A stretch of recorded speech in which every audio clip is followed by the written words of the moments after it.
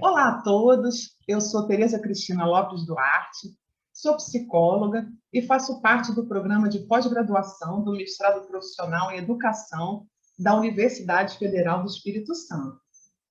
Dentro de um aspecto analítico da realidade latino-americana, Paulo Freire declarou que a paz só é possível a partir da superação das realidades sociais perversas e com justiça social.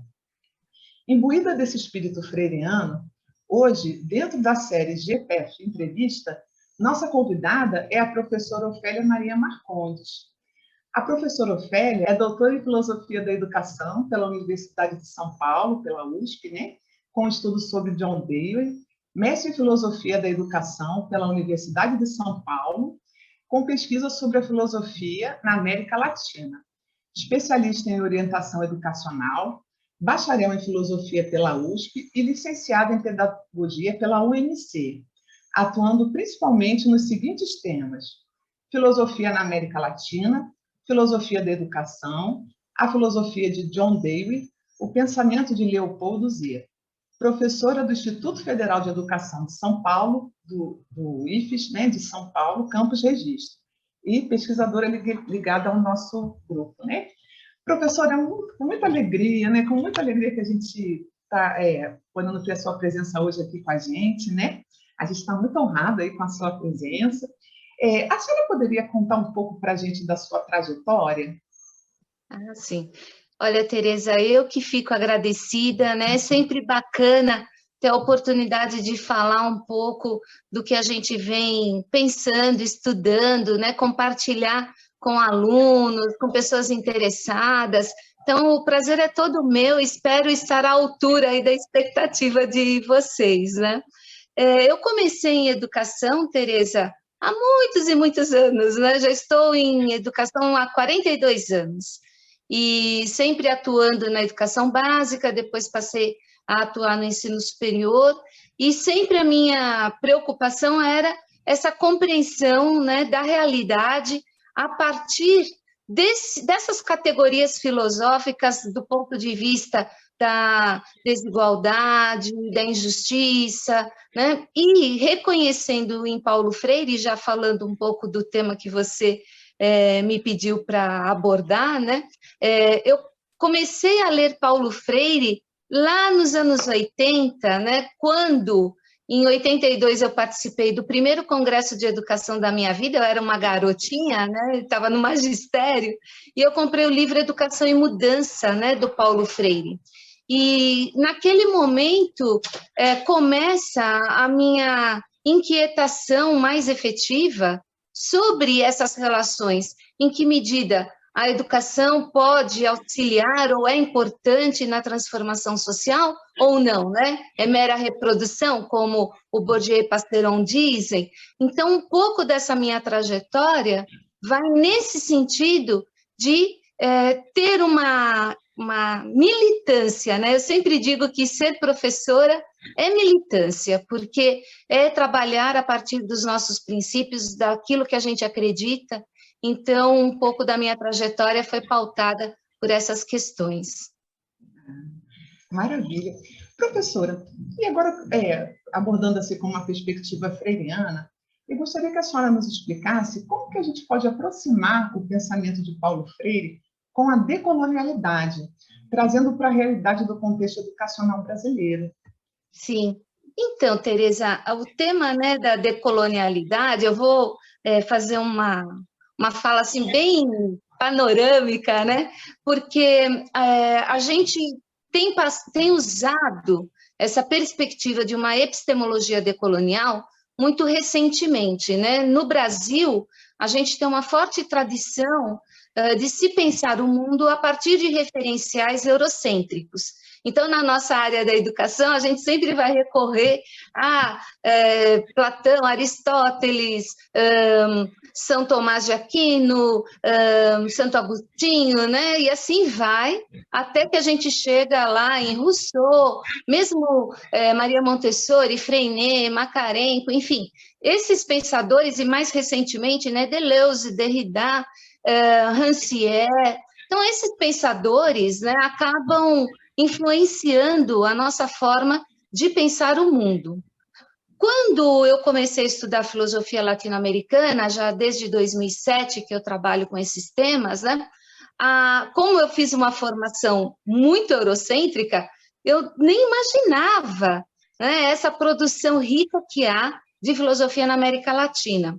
E eu comecei, então, com Leopoldo Sea e vim trabalhando essas questões sobre mestiçagem, circunstâncias, e a gente vai buscando compreender a nossa realidade via nossa realidade, e não via teoria eurocêntrica. Por isso que, a partir do final dos anos 90, começo dos anos 2000, tem na América Latina o que é chamado de giro decolonial, né? Que é essa nova perspectiva de olhar para a América Latina via América Latina. E a decolonialidade, ela é justamente esse movimento epistemológico para se questionar o colonialismo, o patriarcado, as questões de opressão de gênero, as questões da racialização e das opressões derivadas dela, e a partir desse giro decolonial é que a gente vem procurando debater a construção de uma educação efetivamente antirracista e antissexista, né? E de modo a superar essas relações, como o Quijano dizia, né, da colonialidade do ser, do poder e do saber. Então, isso na esfera da decolonialidade, né? Quando a gente olha para o pensamento do Paulo Freire, a gente vai falar assim, Paulo Freire é decolonial, né? Já que ele vai questionar o colonialismo, as relações de opressão, já que ele vai defender, né, que a educação precisa ser libertadora, né? Então, o que a gente tem nos textos do Paulo Freire é a semente desse pensamento decolonial.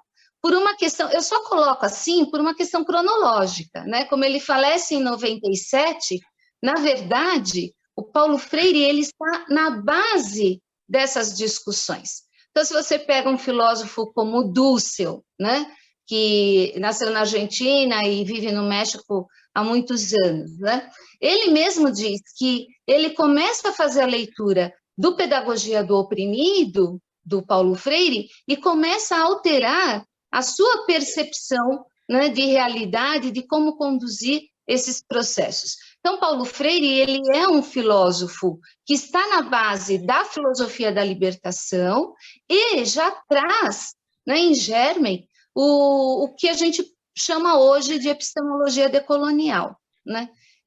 O que a gente observa na filosofia do Paulo Freire em termos de decolonialidade é aquilo que ele chama de anúncio, né, da possibilidade de mundo melhor.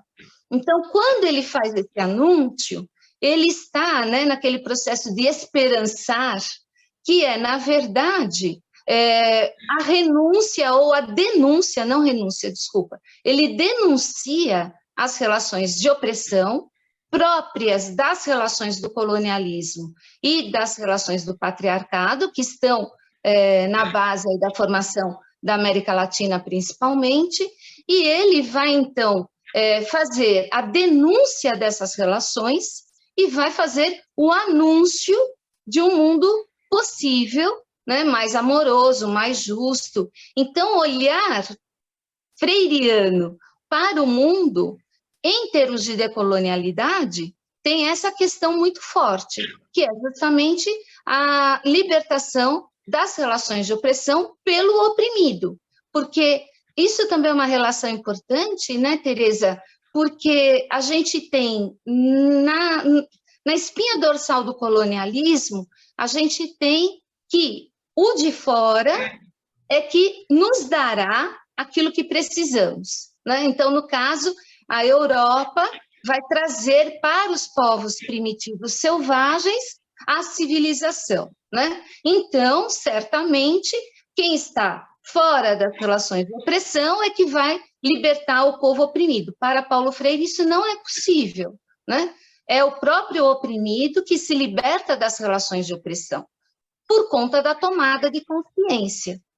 E pensando nisso, né, é que a gente que está lendo Decolonialidade vai falar, olha, aqui já tem, né, uma discussão inicial sobre essa questão da colonialidade do ser, do saber, do poder presente no pensamento do Paulo Freire.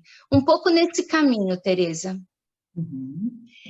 A senhora poderia nos falar sobre o conceito de ser mais e sobre o amor na perspectiva freiriana?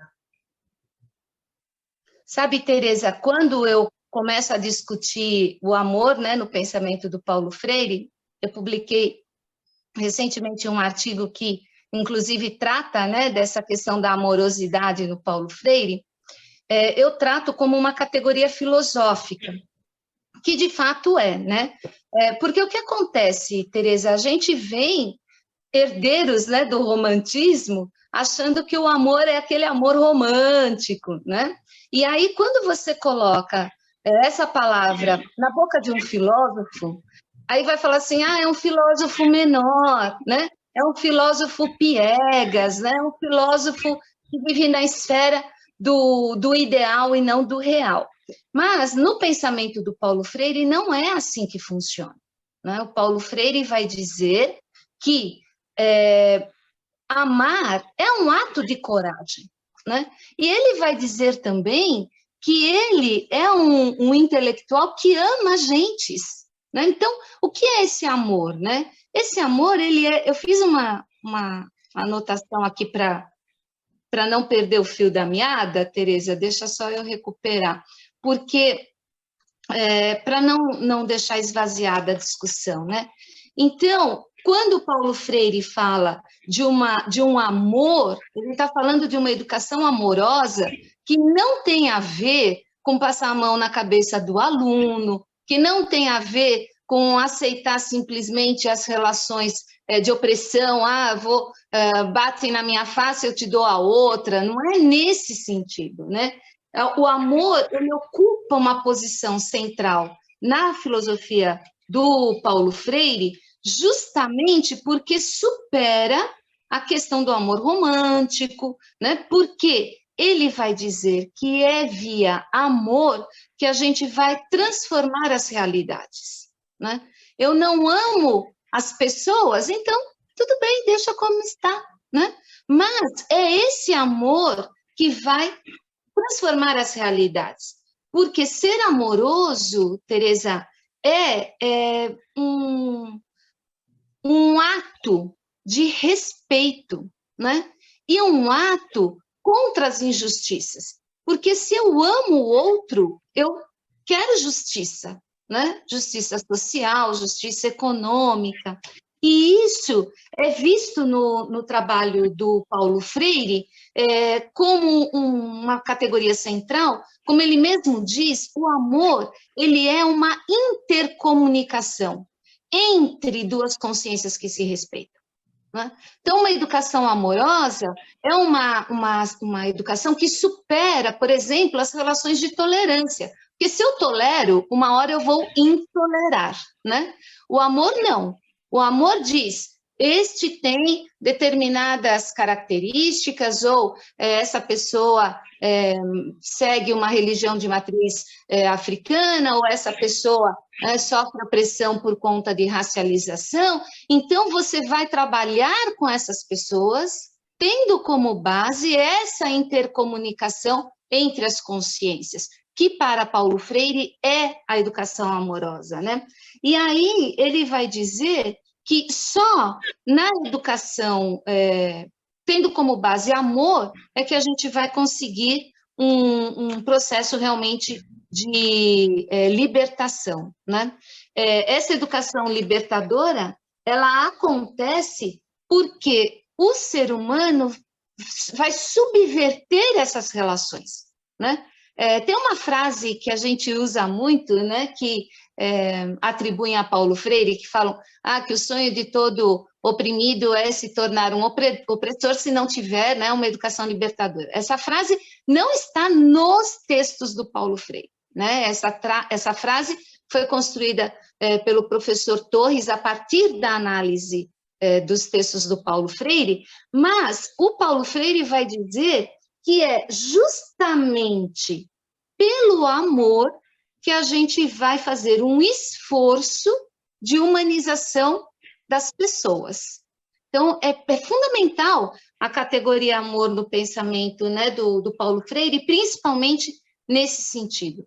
E uma questão, né, Tereza, que eu acho bem importante, é quando o Paulo Freire vai falar que o amor, ele é um amor à vida, né?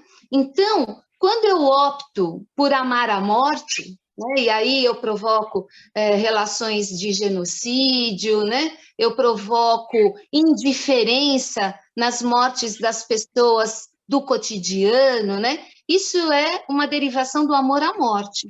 Para Paulo Freire, a gente tem que cultivar o amor à vida, e a vida como temporalidade, né? Como existência. Não é assim, no livro Educação como Prática de Liberdade, o Paulo Freire, numa nota de rodapé, ele fala assim, não basta viver, porque viver é ir vivendo, é aceitar os processos ideológicos, é acatar o que a própria religião coloca, ou que as relações de opressão impõem, né? E o importante é existir, e existir requer temporalidade, ou consciência dessa temporalidade da nossa existência como sujeitos históricos. Então, se eu sou sujeito histórico, eu tenho que amar a vida, porque é dessa própria relação com a vida que eu me constituo como sujeito histórico e como a sociedade se constitui histórica, né? E a segunda questão que você falou, da questão do ser mais, né? Sempre que a gente trata dessa questão do ser mais, parece que ancora, né, no capitalismo, no mérito, associado ao ter, né? Então, eu fui educada em colégio católico, então as freiras diziam assim, você prefere ser mais ou ter mais, né? Como se fosse uma relação de exclusão, né? Se eu tenho, eu não sou, se eu sou, eu não tenho, enfim. Para Paulo Freire, os processos de opressão, eles desumanizam e, portanto, nos tornam ser menos.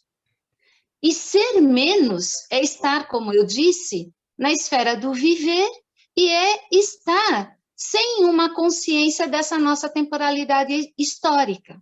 Professora, considerando que Paulo Freire nos trazia sobre a impossibilidade de uma educação neutra e que ela, inevitavelmente, irá servir ou à domesticação ou à libertação da pessoa, como a senhora considera que o pensamento de Paulo Freire pode contribuir para uma educação para a paz, considerando a realidade social da escola pública? Sim, Tereza. Então, nenhum de nós é neutro, nem na educação, nem na pesquisa, né? Porque nós somos justamente esses sujeitos históricos. E a gente é influenciado pela ideologia, pela religião, enfim, por N questões aí que permeiam a nossa existência, né? Então, a educação, ela nunca é neutra.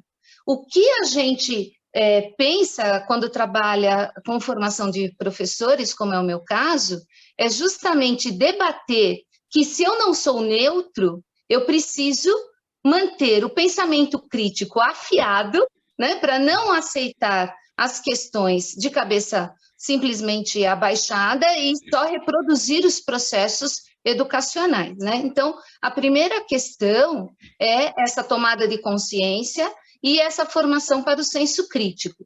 Porque com o senso crítico, nós, professoras e professores, teremos condições de efetivamente, no chão da escola, ir trabalhando esses processos formativos. Então, eu acredito muito nisso, porque eu sempre falo que a educação é uma revolução silenciosa, e ela vai acontecendo no chão da escola.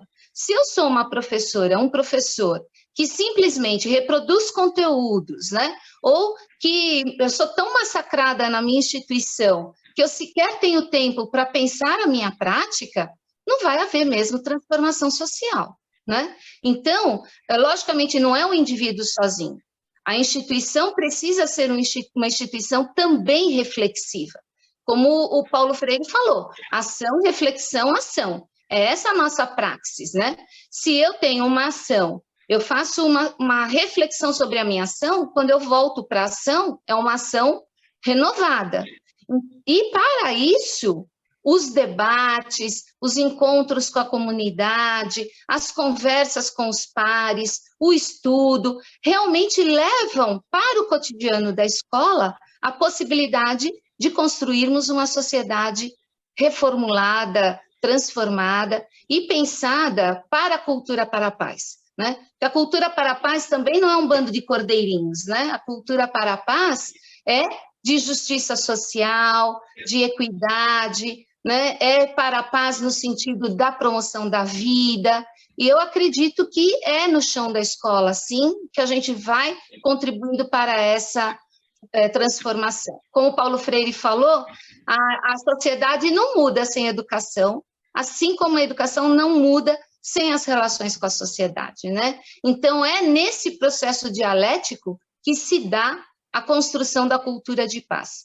Mas a gente não pode esquecer que nenhum de nós é neutro quando entra na sala de aula, então a gente precisa ter o senso crítico afiadinho e estar sempre nos processos de diálogo, que é outra categoria fundamental no pensamento do Paulo Freire, né? Então, o diálogo com o seu trabalho, com os seus pares, com a comunidade e a ação efetiva de um educador engajado. Eu acho que é um pouco nesse caminho, Tereza. Ah, maravilha, professora. Olha, muito grata. A gente está muito agradecido pela sua entrevista, pela sua disponibilidade de estar com a gente hoje, né? E eu espero que vocês tenham gostado da nossa conversa. Tchau, tchau e até breve.